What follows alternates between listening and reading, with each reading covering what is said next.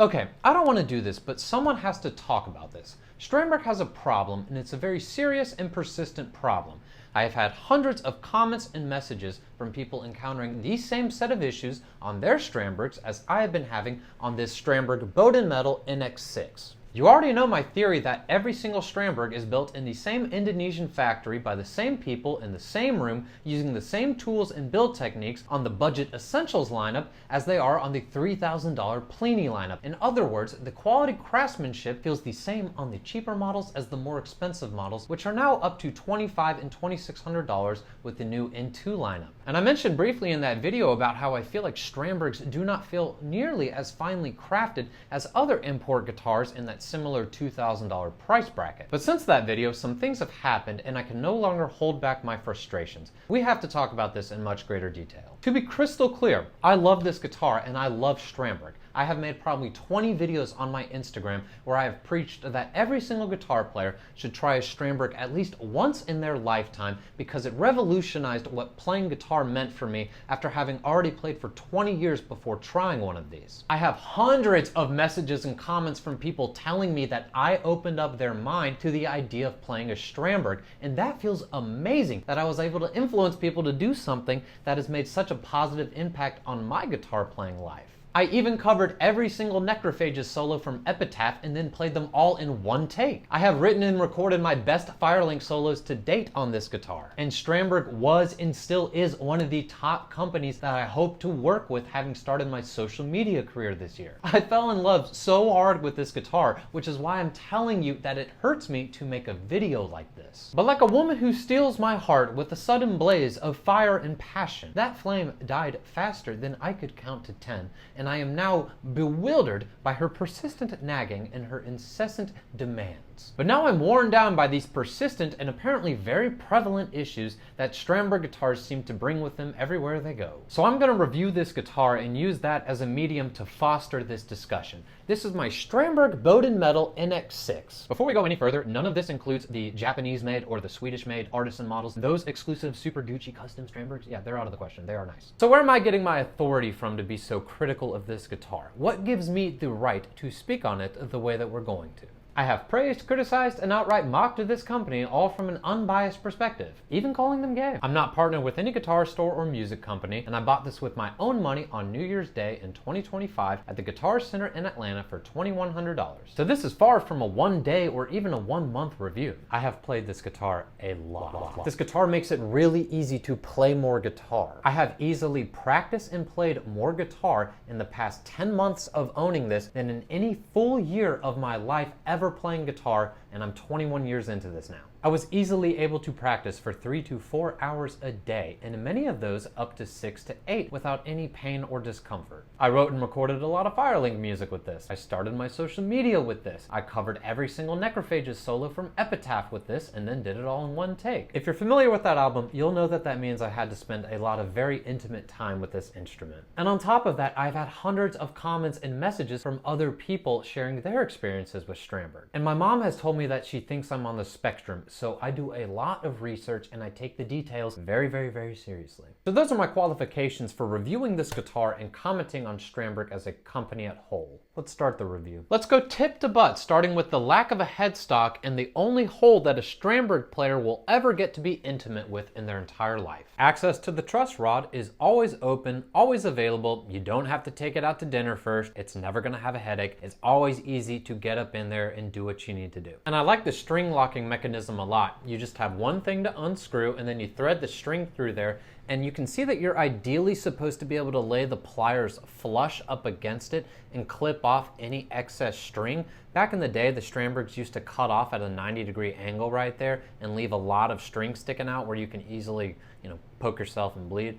But on this one, you can get a little bit closer, although you can see it's still not perfect. I don't think it works that well, but I have personally never stabbed myself up there or drawn blood yet. Simple and intuitive like any other locking tuner mechanism. It works great, I like it. And the nut on mine is cut extremely well. I think it's molded plastic, but the string spacing is fine. However, I will say that it is ever so slightly poking out on the base side, although it's something that you can't even feel when you run your hand up and down. And the nut coupled with the completely straight string pull into the bridge gives this guitar exceptional tuning stability. It is just as good as my core model PRS and my Kiesel. And then we've got a 0 fret up there, which is going to help you set up low action. It's important to note that this is made of hardened stainless steel. However, this is our first point of contention. Having stainless steel frets on a guitar essentially translates to, I'm not going to have to refret this thing, it's going to last multiple lifetimes. And while that may be true for most good quality stainless steel frets, that is not true for a stainless steel 0 fret. And that's because the strings are constantly applying pressure against that fret, which makes it where that fret will in fact wear down, usually within 2 to 5 years, sometimes quicker for some players. And whenever it does wear down, you are going to get an annoying plinking sound up there whenever you are doing bends. And because it's stainless steel, it's going to be a bigger pain to work on. A lot of people want to know about this weird, goofy looking trapezoidal neck,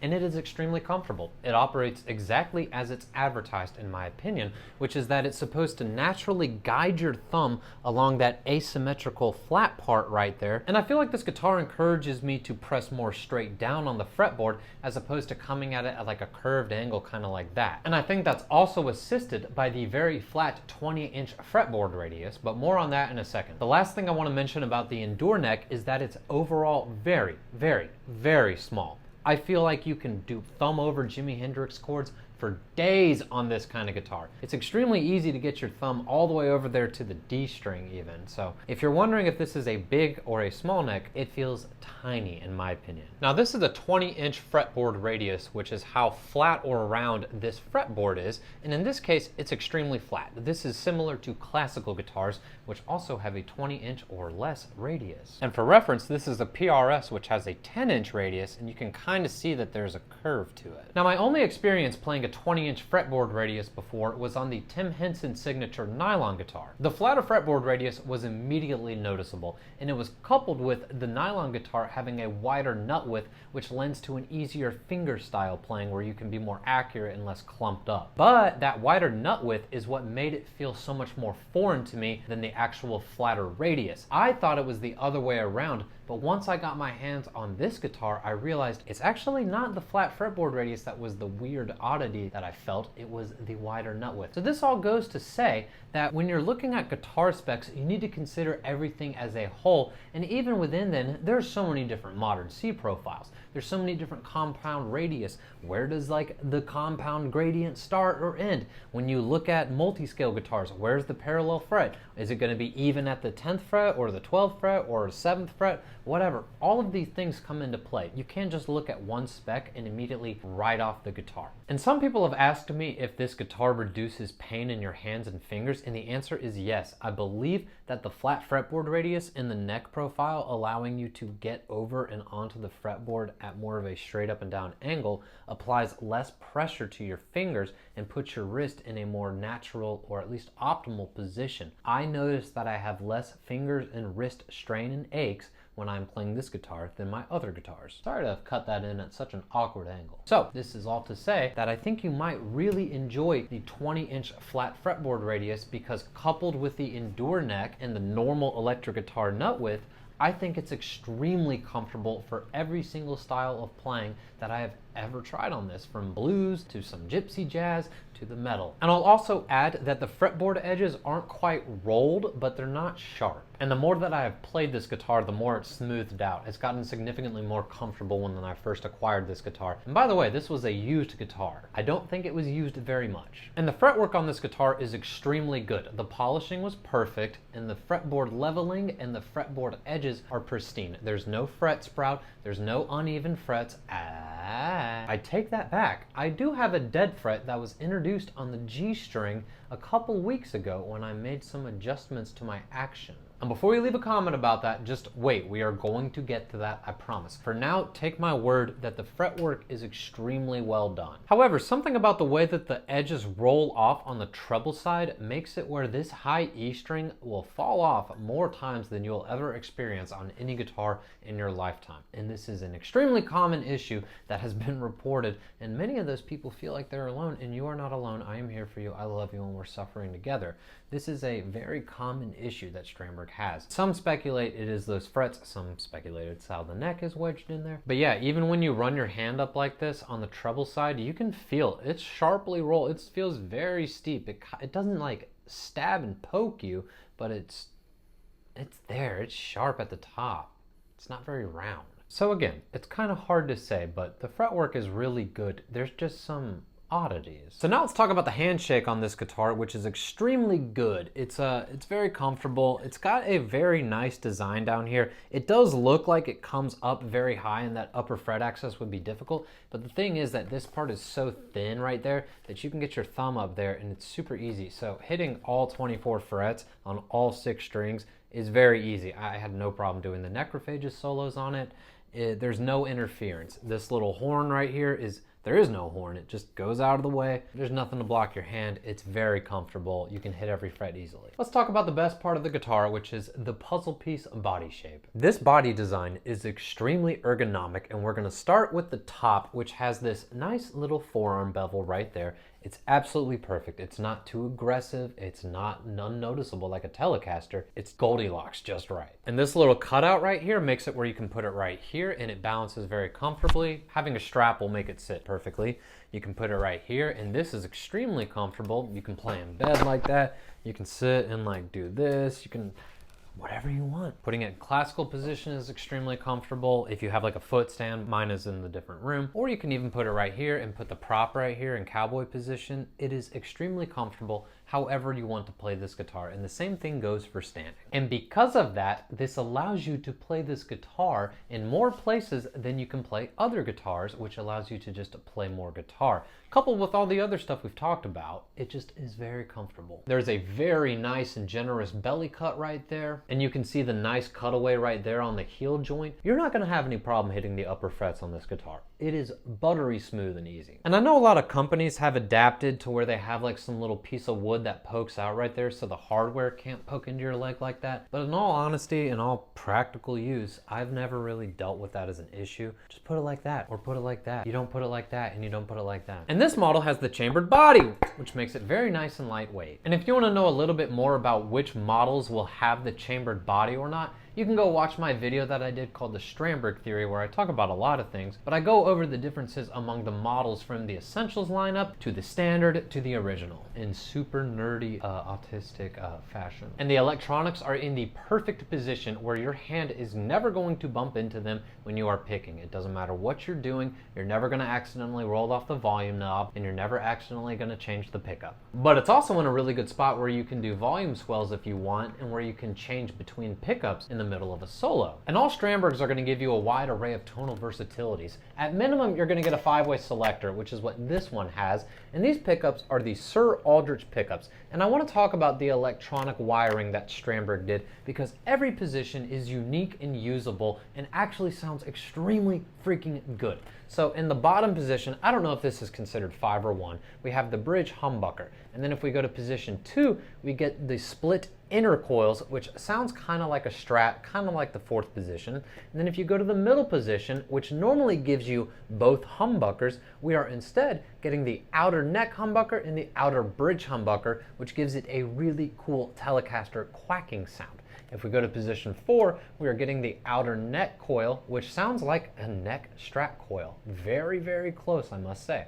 And then if we go all the way up to position 5, we're of course getting the neck humbucker by itself. These pickups and the wiring is one of the best things about this guitar. Oh, and we get to the logo, which is a wonderful feature. It's a sticker that you get, and we're going to definitely talk about that later, because this is kind of a nice little metaphor for Strandberg as a whole. And then we've got the bridge, which is a source of many of the complaints centered around these guitars. They are very difficult to set up. Setting the string height and the intonation is a pain in the butt, and simple string changes for many people are very frustrating. It feels like a cheap piece of hardware, and setting the intonation and the string height is a pain. Those tiny little screws will often strip or break entirely. To be clear, it is both an inefficient system and a system made of cheap components. It feels cheap and it sucks to set this guitar up. Now, as I mentioned, you have this really nice straight string pull, which is the only thing straight about a Strandberg, which I think aids in the wonderful, fantastic tuning stability of this guitar, coupled with the very well cut nut. Again, I keep stressing this because it is such a wonderful feature of this guitar. Unless I'm recording or tracking something, I do not even bother tuning this thing. And I personally love these tuners. I think that they turn really well. I don't mind string changes on this guitar at all. I don't feel like it's any different or slower or more frustrating than any regular guitar. Once you do it the first time, it's kind of like riding a bike, and it just gets easier each time and you never really forget. There are plenty of videos with better cinematography that'll show you how to change the strings and set the action and intonation than I could. So even though the bridge is cheap, I really like it. I like the straight string pull, and I like having fine tuners. I like these little barrel style things. And maybe that's because I played cello when I was a kid and they had fine tuners, but I like this bridge, and I think I would even enjoy it on a regular guitar with a headstock. And this guitar has the best lumen lay dots I have ever seen on any guitar. I love how it actually shines on the fretboard too. I know Strandberg's not the only company to do that, but this guitar seems to light up far more than my Kiesel does, which obviously also has lumen lays. And finally, we get the output jack, which has fallen off many times for me, even after having cranked it down with a wrench. I should probably just blue Loctite it, but I don't really think that you should have to do that on a $2,200 guitar. So that's the specs and a little bit about the feel of this guitar. But what's the actual problem here? Well, it's not the specs. It's something that you can't measure on a piece of paper. It is the feel, the fit and finish, the quality craftsmanship, the execution, and the fact that they're asking for $2,100 to $2,600 for a guitar that feels like it cost $800, or is often beat out in quality craftsmanship by a Squier. The quality is fine for the budget essentials lineup, but the problem is that that quality is not increased when you go from that to the NX model, to the original lineup, or to the Pliny signature model. All of these guitars feel the same in terms of quality craftsmanship, and that is the problem here. What are we getting for our money? Are we just paying you to upgrade the pickups, to just install and solder something? Are we just paying you for a chambered body that on the 7 and 8 string often introduces neck dive, might I add? Why are we getting the same bridge on the Budget Essentials lineup as the NX lineup? What is being upgraded here? And then you have the audacity to go and release the N2 lineup and go from carbon reinforcements to titanium reinforcements, as if anyone cares about that. And you go from Fishman's Moderns to these Fishman powered by Strandberg pickups, as if anyone cared or asked for that. And you talk about the curved body top. Look at this, dude. This is already curved body top. What are you talking about on this new N2 lineup? If you don't know what I'm talking about, go watch my last video, The Strandberg Theory, but these upgrades were menial and no one asked for them, and you're charging an extra $100, and you're definitely going to phase out the non-N2 lineups and leave it to where we are in a position where we can either buy the Budget Essentials lineup or pay more than double that for something that amounts to essentially pickup swaps and a multi-scale design that's introduced that doesn't really actually make a difference in terms of the playability or comfort here. This quality on this guitar should not feel like it's worse than this. It's worse than this $800 Squier. And guess what? This guitar right here cost the same. It cost more actually than a stripped down bare bones Kiesel that has no upgrades. And so why would you ever spend your money on this when you can get a guitar for $1,800 like this Aries right here, or like a headless Vader? And if you don't upgrade it, if you can control yourself and you don't blow your wallet on it, you will get a guitar built from a custom shop that builds the $5,000 K custom models, and just the $4,000 and $5,000 models where people go ham on the upgrades. They're giving you the same quality craftsmanship on a stripped down bare bones Kiesel. Just like the PRS S2 lineup is built by the same people in the same Maryland factory that build the PRS Core lineup, you're just not getting the super fancy top woods. Even now, you're getting the same pickups, but this guitar is $4,500, while the S2 is only $2,000, but it's feels the same. I have played them in stores. They feel like they're built by the same people. You just don't get the same Gucci 10 top and some of the other anointments. But with Strandberg, you don't get any of that when you go from the budget line to the NX line or to the N2 line or whatever it may be. You are just getting a pickup swap for the most part. You're getting the chambered body, which honestly doesn't matter. The body design is already good and ergonomic enough. This multi-scale design, it's cool. I like it personally, but it's 25 inches to 25 and a half. That is tiny. That doesn't matter. That doesn't make a single bit of a difference. And on the Budget Essentials line, you don't have the 0 fret, so it might even be better in that regard. You don't have to deal with changing that hardened stainless steel fret. That's a pain in the butt on tools, and your luthier is going to be pissed at you when you have to do that. You don't have to do that on the cheaper model. So my theory that I told you is that all of these guitars are built by the same people doing the same thing, just with different pickups or with a hollowed out body or with a slanted fretboard. That's all that you're getting is upgraded specs. No upgraded attention to detail. And I have hundreds of comments of people who have experienced this exact same thing. People telling me that the Pliny model feels cheap, the $3,000 Pliny model. And this obviously doesn't include the one-off J Custom and Artisan models. Those feel amazing. People have reported that those feel exactly like a $5,000, $6,000, $7,000 guitar should feel, like a hand-built, finely quality crafted instrument.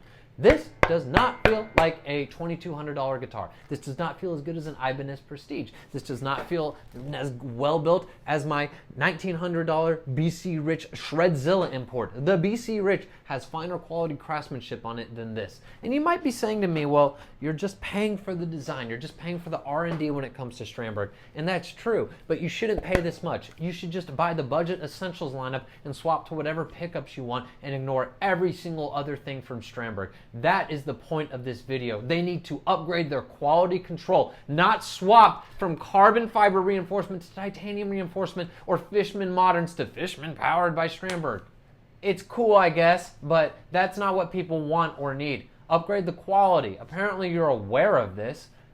This hurts me to make this rant. It finally came out. It finally came out in this rant, and I'm not going to edit any part of this video because I want this to be raw. I want you to see my emotions here. I love this guitar, but it just has frustrated me so much where I finally have gone from telling people to buy the most expensive model you can get, the most expensive model that you can afford because you're going to be that happy, to no, don't do that. Get the cheapest model that you can afford and swap pickups.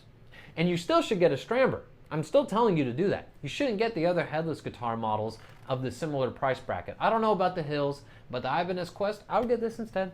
I don't know about some of the headless Legators, but I would get this instead. And here's why, because Strandberg has the body shape design coupled with this neck and this fretboard radius. It's not any spec by itself that makes it great. It's the combination of these specs that makes it such a wonderful guitar and such a wonderful design where it is worth it to pay $1,000 to get the Essentials lineup and experience a Strandberg. Even though the quality still might not even be as good as that Fender made in Mexico over there. You're paying for that design, and in that case, it's worth it. But is it worth it for $2,000 or even $1,500 for some of those standards or whatever they call them? No, it's not. It hurts me to make this video. If you're spending $2,000 on a guitar, definitely don't buy a Strandberg. Just like it's not one single spec that makes this guitar so wonderful to play, it isn't one single flaw or defect that soils the experience and frustrates me. It is the totality of the flaws and the overlooks in the design and the unwillingness for Strandberg to seemingly improve on their guitar in any meaningful way that is frustrating me. So, for that, I speak on behalf of hundreds, if not thousands, of Strandberg owners when I say that we want you, Ola, to upgrade the quality of these instruments and not the specs. We want these to feel as nice as other guitars in the $2,000 to $2,500 price range that you are now selling your guitars at. Or we're going to have to bribe Paul Reed Smith to build a headless PRS, which would probably give the man a stroke if he heard that. I can't go on any longer with this rant or I'm just going to start talking in circles, so I will wrap it up with saying that since I have finished every Necrophagus solo in one take from Epitaph, I have not touched this guitar because I just don't want to deal with these problems. I don't want to deal with intonating this thing. I don't want to deal with possibly the neck being crooked and that's why this string keeps falling off. I don't want to deal with that happening every single time that I'm having a good take on a solo. I know it could be my technique, yeah, you're right, but why is every other Strandberg player experiencing this? I don't want to deal with this falling out on you at the last moment when you're ready to record, then you have to go and fix all that again and all. I want to deal with that, man. So I haven't been playing this guitar. I've been playing my PRS again. I've been playing my BC Rich 8 string. And it makes me really sad to say that. It really does. So, I don't know what more I can say about Strandberg. If you're still here, I really appreciate you being here. I'm new to this YouTube game and I'm looking to improve the quality of every video that I upload. Please feel free to follow me on Instagram where I post daily content, lots of shenanigans, guitar playing videos, lessons, commentaries, lots of goofing off too. And thank you so much for the support. This has been the most fulfilling and rewarding thing that I have ever done in my life. Sharing my thoughts with you, sharing my music with you, and please check out my band Firelink if you best want to know what my music is like. Cheers, baby.